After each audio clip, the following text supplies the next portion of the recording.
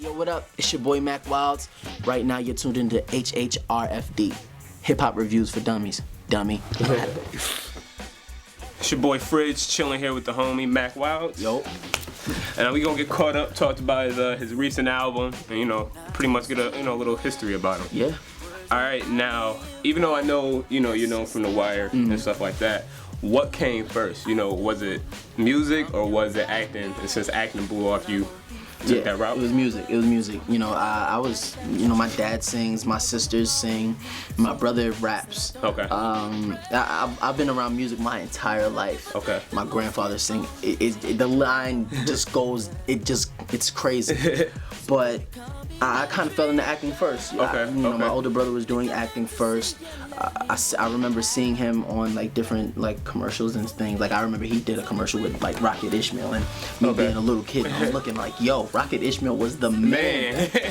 So I'm like, okay, yo, I want to do that one day. So I started doing school plays and everything, but it really just started to pop off when I was 15. I seen my friends going on auditions and they coming back telling me they're making $1,000 a pop for a commercial. Wow. Like, yo, I'm crazy if from the hood. Get paid for doing something I like? That's nonsense. So of course I started going out for it. Okay.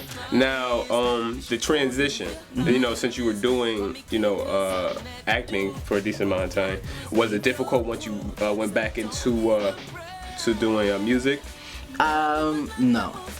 It was in certain aspects, but it really wasn't. And I think the main reason why it wasn't was because I've been doing it for so long that even while I was still acting, I was in the studios writing, sharpening my craft. Okay. So when the time came, it was all I needed was the time and space to do whatever I needed to do. Okay. And that's what Salaam allowed me to do. With 90210 ending the way it ended, and me and Salaam just finding our groove, it really gave me the space and time to really just go to Miami, cut everything off, and just work. Okay. And we knocked the album out in about a month. Okay, now I was curious, since he's such a big heavyweight, as far as being a producer, basically a legend. Yeah. So how did that come about? Who reached out to who? Did you, did he have knew you from back in the day? Yeah, I know. I've known Salaam since I was about 19. Okay. So I met him at a BMI Awards. He was a fan of mine from The Wire. I was a fan of his from his music, of course. Yeah. And I told him I was doing music. He brought me to the studio. He just wanted to see what I was doing. And since then, he kind of just kept me under his wing like a big brother. Just made sure that he would check my writing, make sure I was doing I was writing the right way, or he would let me hear what he was working on so I would know what's coming out. Okay. And it wasn't until this past December that just passed, that he was like, yo, let's go to Miami, let's see what you really got. Okay. And went out there, started writing some songs, found our groove, and the rest was history. Okay, now one thing, a lot of people do the the back and forth from acting to music and stuff like that. Once you really said you was doing this full time and went all out, did the industry welcome you? I think one of the best things that we did was we didn't tell anyone. Dope. So we kind of just went in, did it, and let people hear the music before they even recognized it's me. There's still people to this day that text me or hit me up on BBM or Twitter or Instagram, and they're like, yo, you're the kid from The Wire? This is crazy. I've been listening to your song for so long and I didn't even realize it was you. It's cool. You fell in love with the music before you realized it was me. So that's perfect. So that means it was easy for you kind of to get into character. Yeah. You get what I mean? Especially it's with acting, it's kind of hand in hand. Exactly. I want to give people a part of myself, a real part of myself, instead of the different characters that I play.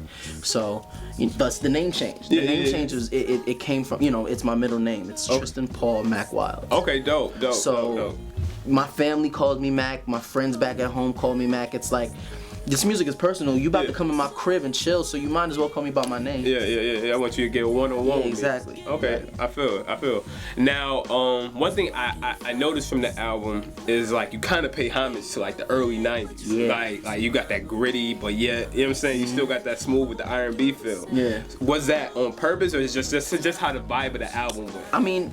It was a little bit of both. Of course, it was purposely done, you know, getting the people that we got, freaking Salaam, Pete Rock, DJ Premier, Havoc, James Poyser, Bank Dog, you know, having the production the way that we had it, we knew exactly what we were doing, but it wasn't necessarily to pay homage to the time of the 90s. It was to pay homage to the golden age of hip-hop, which is when New York had the crown. It was reigning king. That was when the sound of New York was made. So it was more so just an homage to the sound of New York rather than the 90s. Okay. Do you feel like with this, it's going to kind of like solidify that New York still has, you know, the potential to make the music and, you know, hold hip-hop? Absolutely.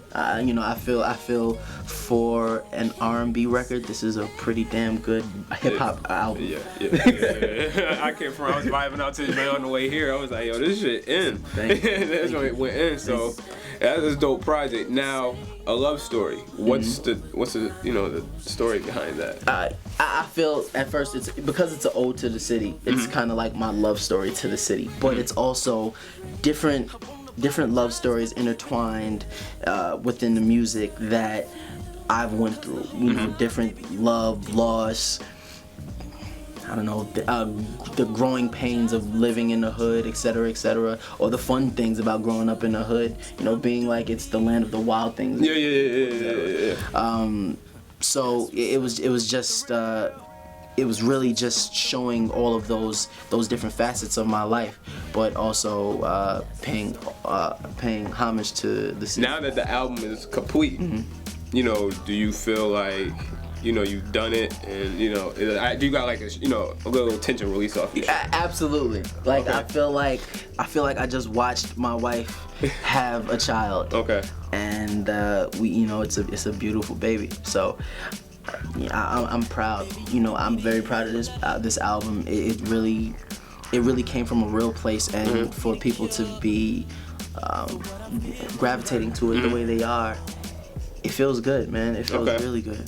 Okay, now you said it only took like a month to make the project. Yes. Was it because you already had material like pre-planned out, or did you just lock in for like a good 2-3 weeks and like, you know, spend days and nights, grew out the beard, you know what I mean? Like really zoned out. I mean, we had maybe a few songs that were pre-written. Neo's song was halfway written. James Fauntleroy's song was written. Enrico Love came in and did 2 songs. But every other song literally was me going into the studio day in, day out, you know, waking up, going to the studio, going home, going to sleep, and then going to do it again. Like, no rest, nothing else in between, just real hard work. And, you know, we knocked it out in a month.